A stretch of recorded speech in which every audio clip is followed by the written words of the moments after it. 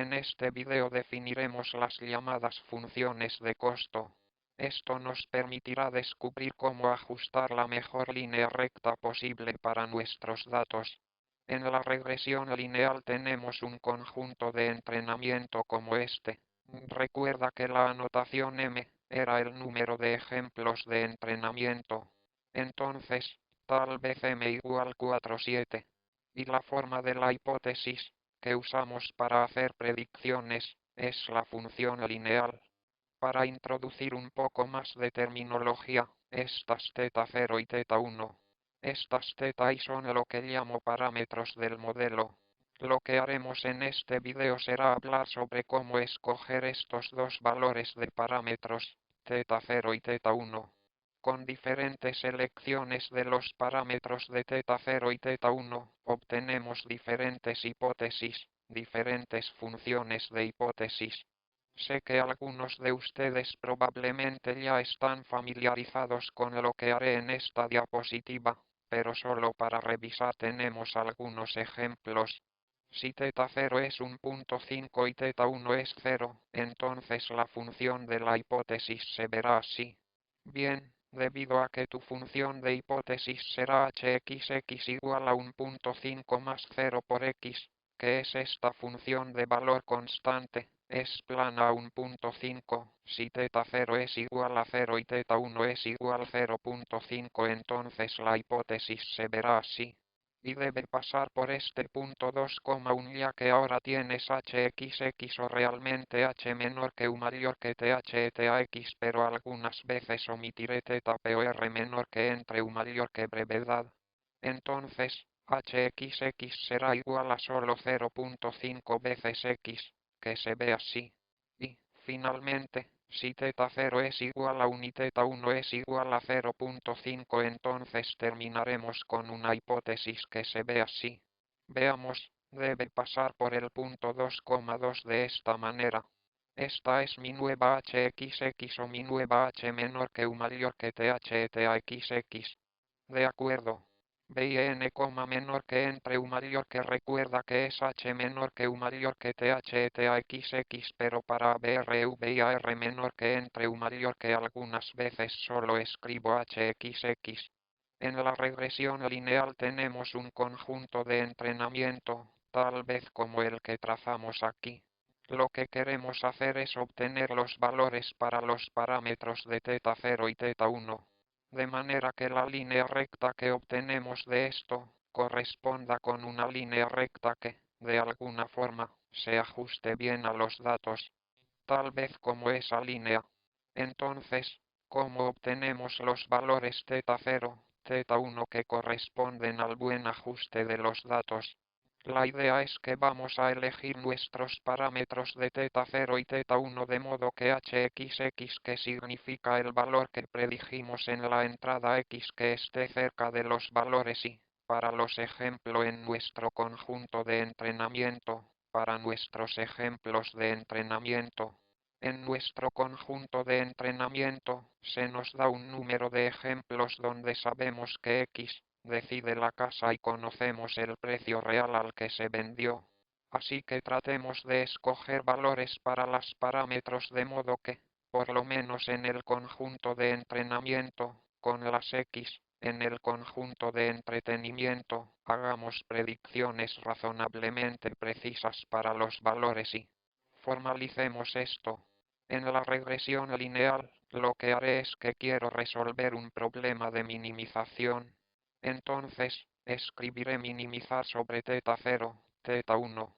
Y, quiero que esto sea pequeño, quiero que la diferencia entre hxx y sea pequeña. Y algo que haré es tratar de minimizar la diferencia cuadrática entre el resultado de la hipótesis y el precio real de la casa OK. Vamos a completar algunos detalles. Recuerda que utilicé la anotación xx y xy para representar el ejemplo de entrenamiento de y. Bien, lo que realmente quiero es la suma de mi conjunto de entrenamiento. La suma de y es igual a 1 para m de la diferencia cuadrática entre esto es la predicción de mi hipótesis cuando se introduce el número de y, del tamaño de la casa menos el precio real al que se venderá el número I de la casa, y quiero minimizar mi suma de conjunto de entrenamiento de I igual a 1 a través de m de la diferencia de este error cuadrático, la diferencia cuadrática entre la predicción del precio de la casa y el precio al que realmente se venderá. Y solo te recuerdo que la anotación m aquí era el tamaño de mi conjunto de entrenamiento, entonces m es mi número de ejemplos de entrenamiento. Cierto. El signo de numeral es la abreviatura de número para los ejemplos de entrenamiento. OK. Y para hacer las matemáticas un poco más fáciles, realmente veré 1 sobre m veces eso. Así que trataremos de minimizar mi error promedio, y minimizaremos 1 por 2m.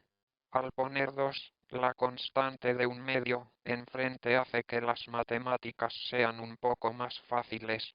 Entonces, al minimizar la mitad de algo, debe darte los mismos valores de los parámetros θ0, θ1 al minimizar esa función.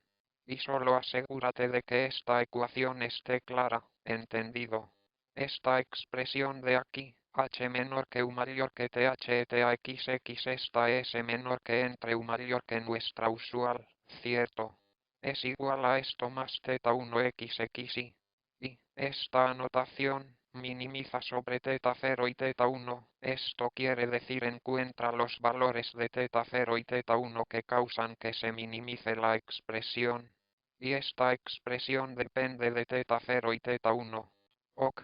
Entonces, solo para recapitular, planteamos este problema para encontrar los valores de θ0 y θ1, de manera que se reduzca el promedio de 1 sobre 2m veces la suma de los errores cuadráticos entre mis predicciones del conjunto de entrenamiento menos los valores reales de las casas en el conjunto de entrenamiento.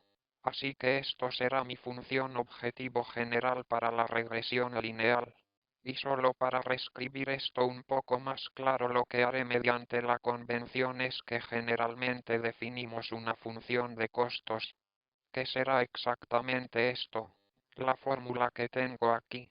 Y lo que quiero hacer es minimizar, sobre θ0 y θ1, mi función j de θ0, θ1. Solo escribe esto, está en mi función de costos. Esta función de costos también se llama error cuadrático o algunas veces se llama función de costos de error cuadrático, y resulta que, ¿por qué tomamos los cuadrados de los errores? Resulta que la función de costos del error cuadrático es una elección razonable y funcionará bien en la mayoría de los problemas, para la mayoría de los problemas de regresión. Hay otras funciones de costos que funcionarán muy bien, pero la función de costos de error cuadrático es probablemente la más usada para los problemas de regresión.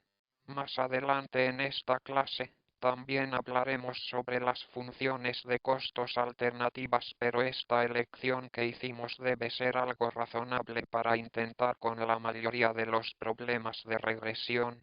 OK, entonces, esa es la función de costos.